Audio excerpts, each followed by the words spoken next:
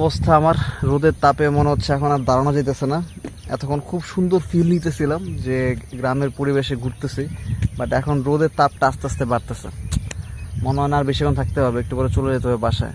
R by the way যেটা বলতে নিছিলাম যে এখানে আসার কারণটা হচ্ছে আজকে একটা বিয়ের দাওয়াত আছে, দ্যাটস ওয়াই আজকে আমি এখানে আসছি।